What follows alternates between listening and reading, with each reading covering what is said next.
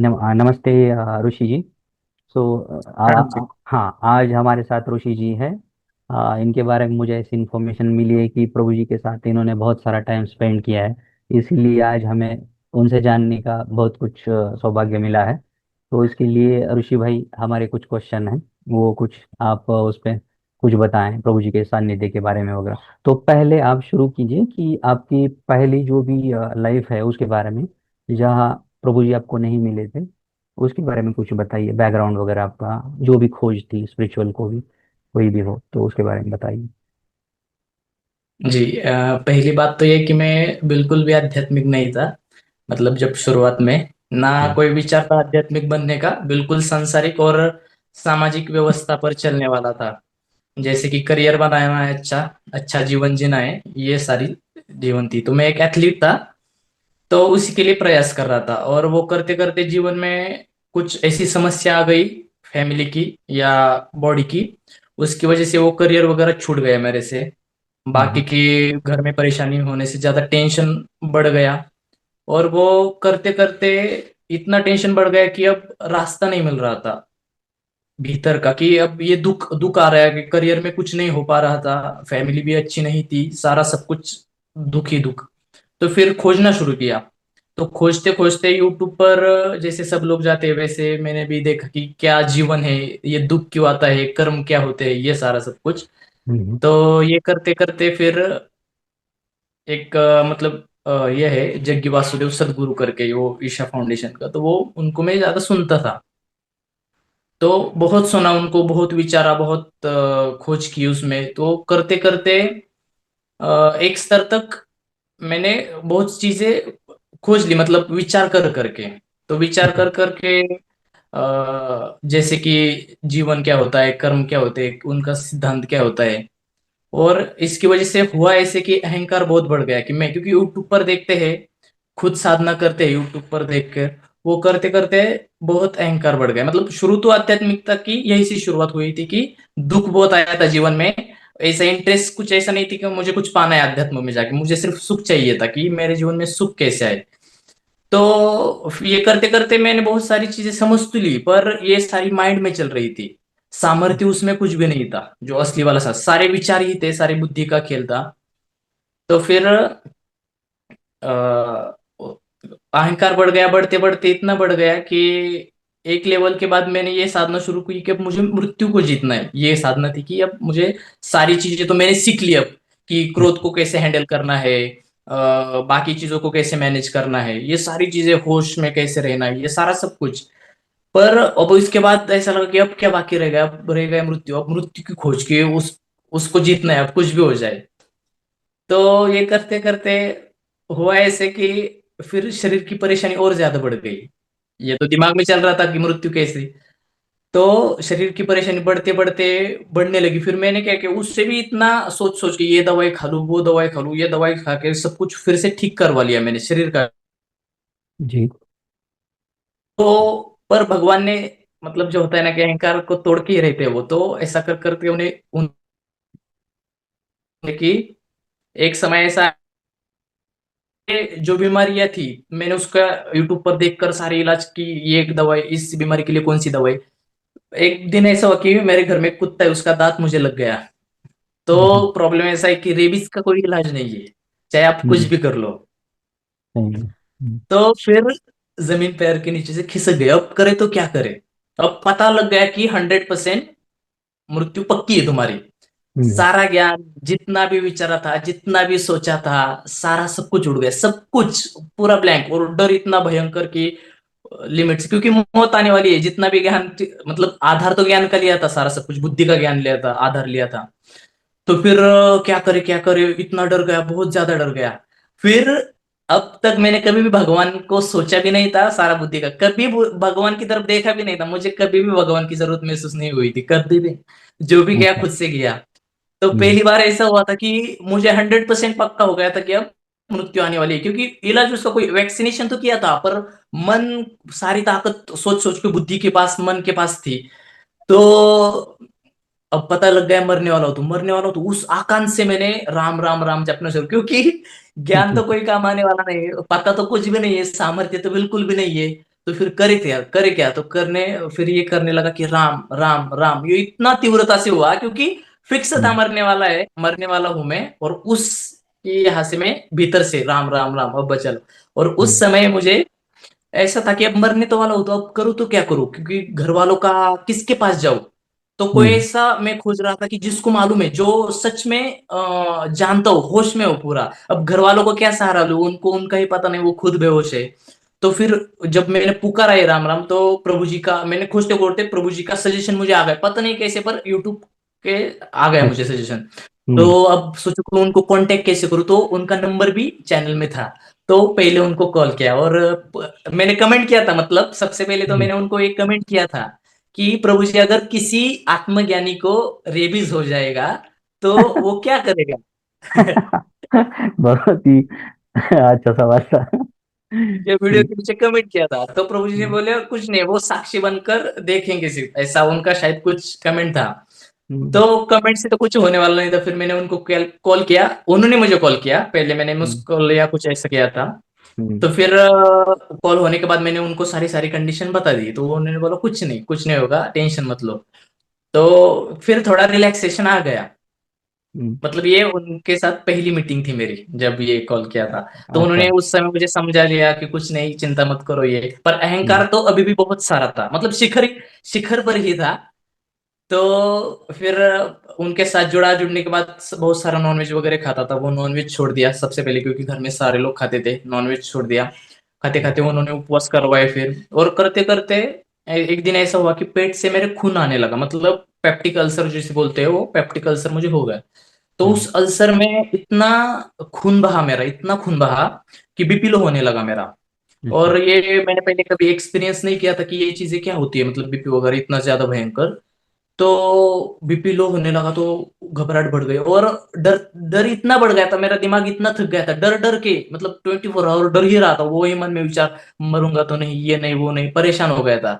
तो फिर एक बार उसी रात प्रभु जी को मैंने कॉल किया था कि प्रभु जी, मुझे मुझे ऐसा ऐसा हो रहा है। तो प्रभु जी ने मुझे कुछ सोल्यूशन दिए थे कि तुम ऐसा ऐसा सो जाओ, कुछ नहीं होगा। तो मैं सो गया, पर बीपी बहुत लो था, खून भी बहुत गया था पेट से।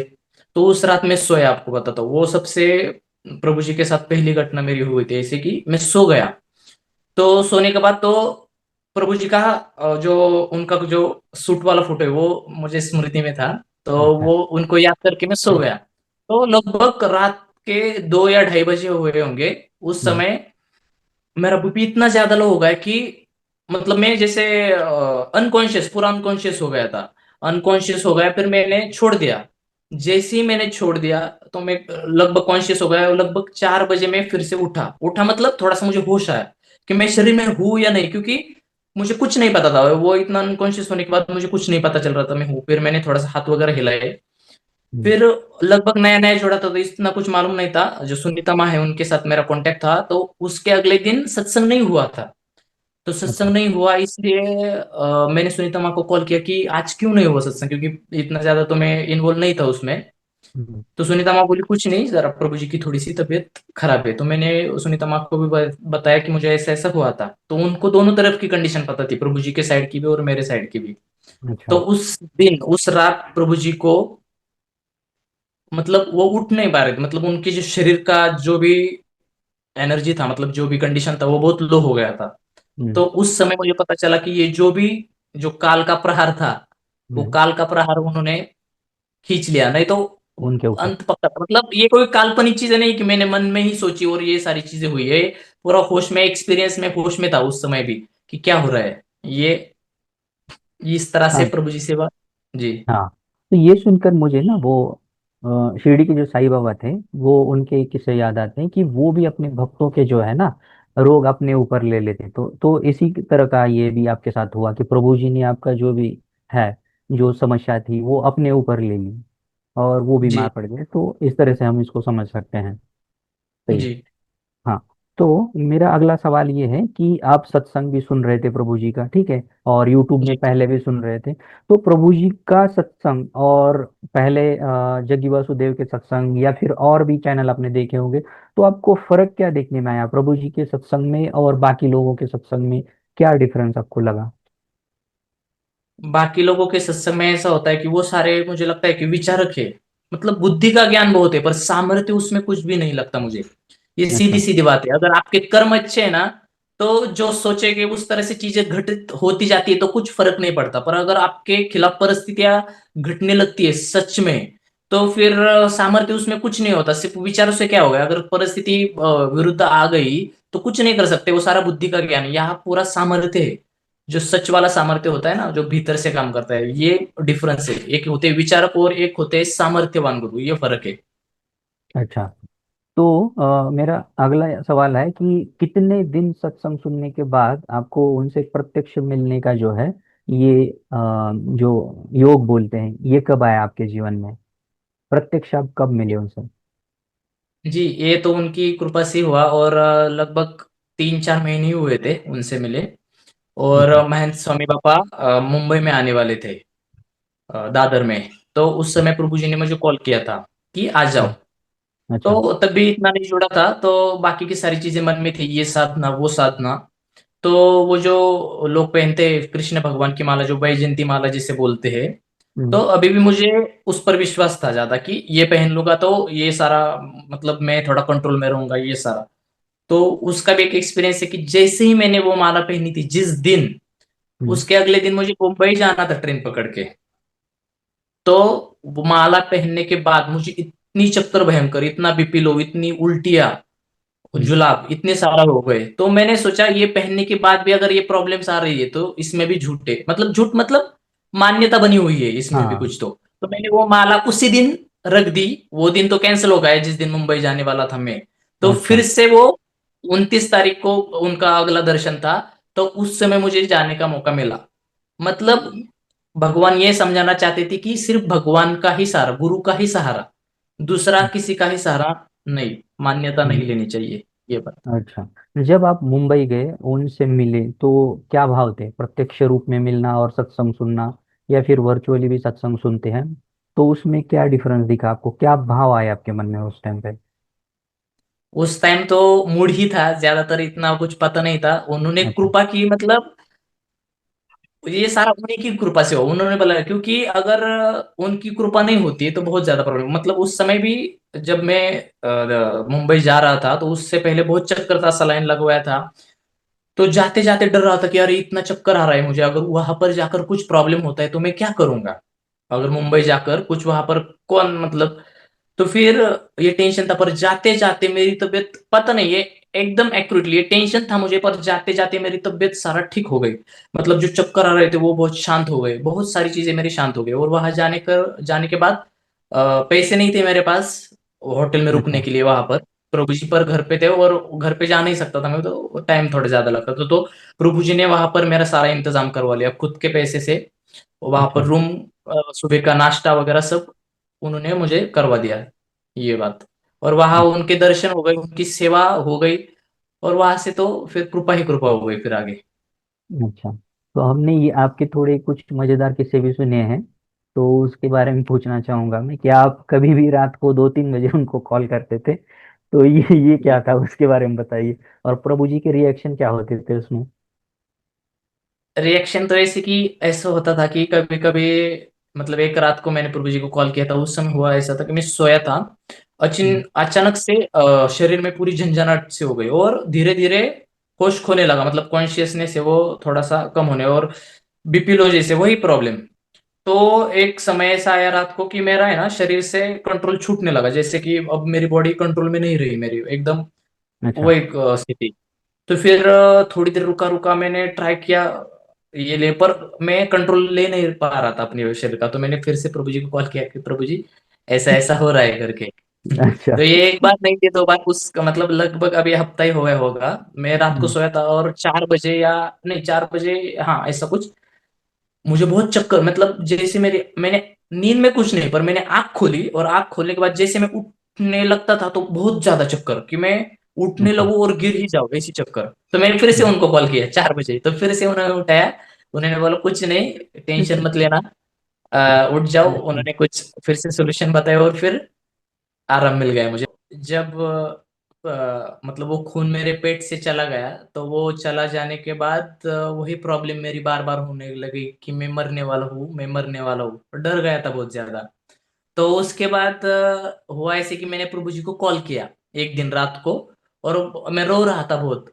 और रोते रोते मैंने प्रभु जी को कॉल किया, और प्रभु जी को मैंने बोला कि प्रभु जी, मैं तो मरने वाला हूँ, मुझे आपके यहाँ पर बुला लीजिए, कुछ भी काम दीजिए मुझे, अच्छा। झाड़ू पोछा जो कुछ भी है, पर मैं आपके यहाँ पर आके मरूंगा। मरना है तो मैं आपके चरणों में आके मरूंगा। अच्छा। तो प्रभु जी हम्म। ने बोला कुछ नहीं होगा। प्रभु जी ने उस समय मुझे ये बोला था कि चिंता मत करना, मैं देख रहा हूँ आगे क्या होने वाला है, ये मुझे हम्म। बोला था। तो मैं इतना डर गया था और इतना चिंतित था उस समय, तो वो उनकी वो जो बात थी कि कुछ नहीं, मैं देख रहा हूँ सब कुछ, उससे बहुत ज्यादा शांति आ गई थी भीतर, बहुत ज्यादा शांति। उस और वहां से ही जो ये था ना मौत का और जो डर का, वो जो उसका ग्राफ था वो नीचे नीचे नीचे गिरता चला गया फिर। नहीं तो वो मैंने बहुत चीज को पकड़ लिया था, वो बहुत हम्म। भयंकर चीज ज्यादा, ये बात हुई थी। अच्छा। सबसे बड़ा डर तो मृत्यु का रहता है, तो उस पे हाँ जी। ठीक ठाक कंट्रोल कर लिया आपने अभी। आप तो नहीं करते ना कॉल वो। नहीं नहीं, ठीक ठाक कंट्रोल नहीं, कंट्रोल नहीं, अब उनका सामर्थ्य अगर अभी भी होता है, अच्छा। ऐसा नहीं कि अभी चक्कर वक्कर, हम्म। पर आते ही तो उनका स्मरण बात खत्म हो जाती है, अब दिमाग नहीं लगाते उसमें, खुद का कुछ नहीं डालते, ये बात होती अच्छा, है। सही। फिर वो संभाल लेते हैं बाकी का सब कुछ। बहुत अच्छा लगा मराठी हम्म। मराठीमध्ये आहे ना, भिवू नकोस मी तुझ्या आधी, पाठीशी आहे. तू भिवू हा. नकोस, हा. मग पाठीशी। हा, बरोबर आहे. सही है. और ये है सामर्थ्य, बाकी अच्छा. मैं खुद से क्या ही कर लूं। ऐसी सिचुएशन आती है तो सारा सब कुछ ज्ञान उड़ ही जाता है, कितना भी ज्ञान ज्ञानी क्यों क्यों ना हो, ये बात है। अच्छा, अगर किसी को हम इतनी रात में कॉल करें तो वो तो कुछ ना कुछ बोलेगा, या फिर मतलब ऐसा हो सकता है ना कि कोई ठीक से बात ना करे हमसे, या फिर ऐसा भी सोच सकता है। मगर प्रभु जी ने आपको मतलब हर टाइम पे रिस्पांस दिया, जो भी आपकी मतलब समस्या थी उसका हल किया, और अच्छे से आपको रिस्पांस दिया है, चाहे आप कभी भी रात में कॉल करो। ये बहुत अच्छा लगा हमें सुन के। तो नहीं, प्रभु जी, ये और एक बात। हाँ हाँ, बोलिए। मैं ये कहना चाहता था कि बात ये होती है ना कि हम उनसे हर बार जुड़ते हैं, वो इतना सारा टाइम देते हैं, हम्म। इसकी वजह से हमें इम्पोर्टेंस नहीं, वो बार बार चीजें हमारे साथ होती है, उनके साथ कनेक्शन है, इसलिए हमें वो इम्पोर्टेंस पता नहीं चलता कि, क्योंकि और एक बार मतलब बार बार ये चीजें होने से लगता है कि क्या हमारे ही है, मतलब एक नाता हो जाता है। पर बाहर हम्म। जब हम संसार में पढ़ते हैं ना, तो इस बात का महत्व किसी को किसी के लिए कोई भी टाइम नहीं है।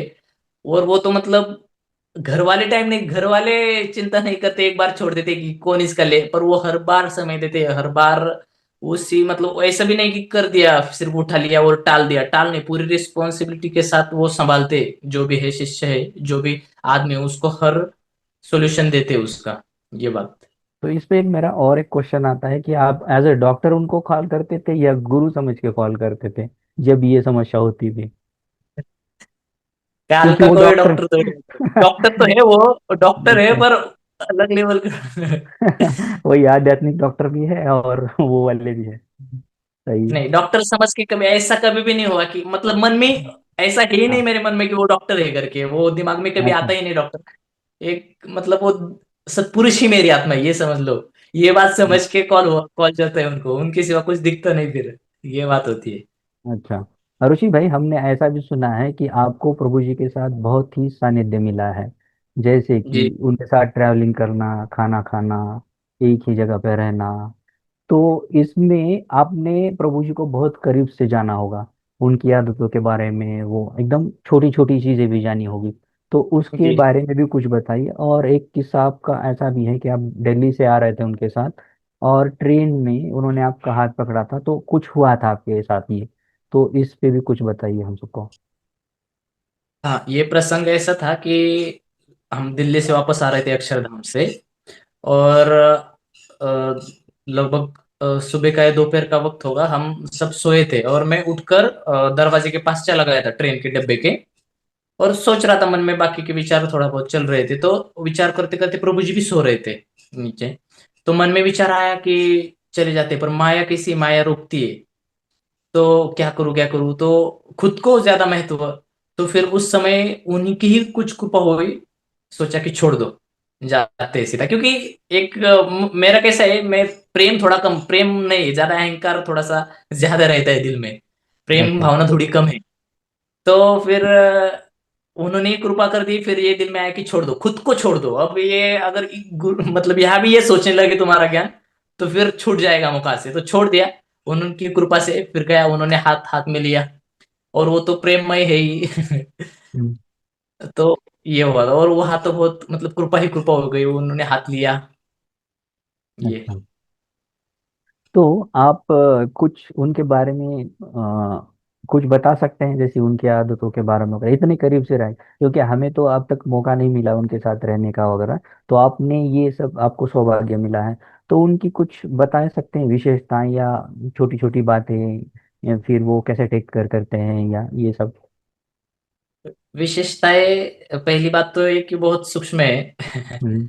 प्रेममय भी अच्छा। बहुत है, पर जहाँ जरूरत है शक्ति दिखाने की, वहां दिखाते ही है। और कभी भी मुझे मतलब ये मेरा मत है, ये समझ लो आप, हम्म। कि कभी भी सीधी बात नहीं बताएंगे। अगर कोई उनको लगता है कि ये उसमें थोड़ा ज्यादा ये फेर फार वाला है, तो कभी वो उसे सीधे बात नहीं करेंगे पहले तो। अच्छा। उसे खुद को समझने देंगे चीजों को, ऐसा नहीं कि सीधा सीधा बता दिया। मतलब अगर कोई आप सोल्यूशन बताया, फिर उसकी कीमत नहीं रहेगी, उनको ये पता है, तो वो कभी चीजों के सीधे नहीं बताएंगे आपको। आपको उसमें गहनतम जाने देंगे, आपको खुद अच्छा। को समझने देंगे, और फिर खुद समझ जाओगे आप। ये एक बात है। और मतलब और एक बात है कि वो, हम भी कई प्रसंगों को याद नहीं रखते, पर वो उन्हें हर चीज याद होती है। हम भूल जाते हैं, हमारे जो साथ उनके जो साथ बॉन्डिंग रही है या कुछ भी प्रसंग हुए, हम भले ही भूल जाए, पर वो कभी भी नहीं भूलते। उनको हर एक चीज याद रहती है। मतलब ये तो शिष्य को होना चाहिए। हम्म। ये यहाँ पर उल्टा है, वो खुद इतने मतलब अलग ही लेवल की बात है उनकी, ये बात। अच्छा, मैंने वो आपका वीडियो भी देखा था जहाँ पे आप एक दूसरे को खाना खिला रहे थे वगैरह। तो वो मुझे देख के बहुत ही अच्छा लगा था, मतलब कि ऋषि भाई का क्या सौभाग्य है कि वो भगवान उनको खाना खिला रहे हैं। ये तो आपको कैसा लगा था ये सब देख के बहुत वगैरह? बहुत, वो जो जर्नी थी दिल्ली से, मतलब जर्नी तो अच्छी थी, पर जब वापस आ रहे थे ना, इतनी कृपा और इतना आनंद, मतलब बहुत आनंदमय जर्नी हो गई। मतलब मैं जाते वक्त ये सोच रहा था, क्योंकि ये हुआ था कि मेरा थोड़ा चंचल स्वभाव है, तो जाते वक्त ये हो रहा था कि मुझसे कोई गलती ना हो जाए, कोई मूर्खतापूर्ण मैं हरकतें ना कर लूं। तो अच्छा। उनसे प्रार्थना कर रहा था भगवान से, और उनसे भी कि प्रभु जी संभाल लेना। पर उन्होंने इतने अच्छे से संभाला, और आते वक्त आपको जैसे आपने वो वीडियो देखा, मुझे ये भी लग रहा था कि सानिध्य मिल पाएगा या नहीं मिल पाएगा, उनका सानिध्य, हम्म। वो अच्छे से बात कर पाऊंगा उनसे या नहीं कर पाऊंगा, कैसा होगा, ये बहुत सारी चिंताएं मतलब जाते वक्त हो रही थी। पर आते वक्त उनकी इतनी कृपा, इतना आनंद। उन मतलब उन्होंने हाथ से मुझे खाना खिलाया, मैंने उनसे उनको खिलाया। तो बहुत आनंदमय और बहुत प्रेममय हो गया ये सारा सब कुछ। ऐसा देखने से तो मुझे ना प्रभु जी ऐसे स्ट्रिक्ट एकदम स्वभाव वाले लगते हैं, तो आपका वैसे ही मतलब कुछ पहले जाने से पहले ही आपकी थिंकिंग भी ऐसी थी, या कुछ आपको मतलब कुछ टेंशन आ रहा था कि इनके साथ अब कैसे रहूंगा, या फिर क्या बातचीत करूंगा, कैसे रहेंगे, ऐसा कुछ आ रहा था आपके दिमाग में? नहीं? एक, हाँ, नहीं नहीं था ना स्ट्रिक्ट। कैसे एक लेवल तक वो स्ट्रिक्ट बिल्कुल है, और होना भी चाहिए, क्योंकि अगर वो इतने हल्के में छोड़ देंगे तो ये हम तो, बंदर बैठा है भीतर, तो बंदर तो उछलेगा अच्छा। ही फिर। तो एक लेवल तक स्ट्रिक्ट तो वो रहते, और रहना भी जरूरी है। पर एक लेवल तक उनको वो तो गुरु है, हम क्या उनको ये करें। पर हम्म। ऐसा कुछ भी नहीं है कि वो स्ट्रिक्ट है, वो दिखाना पड़ता है उनको कि वो स्ट्रिक्टनेस, पर ऐसा कुछ भी नहीं है। अच्छा। मतलब जैसा उनको धारण करने का मन होता है, उस समय वो सारी चीजें कर लेते हैं फिर। अच्छा, ठीक है। अभी ये बताइए कि प्रभु जी से मिलने के बाद आपने सत्संग किया, उनके साथ जर्नी की, तो उसके बाद आपके जीवन में क्या परिवर्तन आए? पहले तो आपने बताया था आपके फिजिकल भी इश्यूज थे, पारिवारिक समस्या भी थी, तो आप कैसा महसूस करते हैं अभी? मतलब क्या लगता है अभी आपको कि क्या परिवर्तन आया है आपके पूरे इस जर्नी में? पहली बात तो ये कि जब आपको मैंने पहले बताया सफर के बारे में, तो वो सफर करते करते मुझे ये समझ में आया था कि ये क्रोध बड़ी, मतलब आध्यात्मिकता की वजह से नहीं, पर ये क्रोध बड़ी गलत चीज है। इसकी वजह से आजू बाजू का वातावरण खराब होता है। जो भी है, क्रोध, काम, लोभ, ये जो भी है, इसकी वजह से आजू बाजू का वातावरण बहुत खराब होता है। तो मैं इसको सुलझाने में लगा था उस समय, अहंकार ही अच्छा। मतलब प्रयत्न कर रहा था। और बाकी की चीजें भी बिगड़ती ही जा रही थी कितना भी प्रयास करने के बाद। पर जब से प्रभु जी को मिला है, बिना प्रयास के पारिवारिक समस्या तो शांत हो ही गई, मतलब शारीरिक जो समस्या थी वो लगभग ना के बराबर है, अभी कुछ भी नहीं ना। मैं जब मैं पहले था तो 2-2 लाख की दवाई मैंने खाई है एक महीने में, अच्छा। इतना सारा पैसा ये वो करके। पर अभी कुछ भी दवाई नहीं, कभी कभी कोई प्रॉब्लम होता है तब भी दवाई लेता हूँ, शरीर का कोई प्रॉब्लम नहीं। मानसिक संतुलन पूरा हिल गया था, भीतर बहुत शांति है। दूसरा, भीतर आनंद भी है। और आध्यात्मिक चीजों की बात करें तो महत्वपूर्ण काम, क्रोध, लोभ, ये लगभग मतलब बहुत हद तक कम ही है, मतलब उनका प्रभाव बिल्कुल ना के बराबर है। ये बात है। सबसे महत्वपूर्ण बात जो जीवन में घटी है, जो आध्यात्मिक, जो लोग जिसके पीछे दौड़ते हैं, जो भीतर के काम, क्रोध, लोभ ये कम करवाने की, ये सहजता से ही, उनकी कृपा से ही भीतर शांत हो गए, ये बातें। बिल्कुल सही बात है। ऋषि भाई, आपके साथ बात करके बहुत ही अच्छा लगा। आपने बहुत अच्छे से विस्तार से बताया। और मैं आपको धन्यवाद भी देना चाहूँगा, क्योंकि जब प्रभु जी पुणे में आए थे तो आपकी वजह से ही हमें भी सौभाग्य मिला वहाँ पे सत्संग में जुड़ने के लिए, प्रत्यक्ष रूप से उनसे मिलने के लिए। तो आपका भी धन्यवाद और प्रभु जी का भी धन्यवाद। सब पर कृपा बनी रही। जी, प्रणाम। Thank you.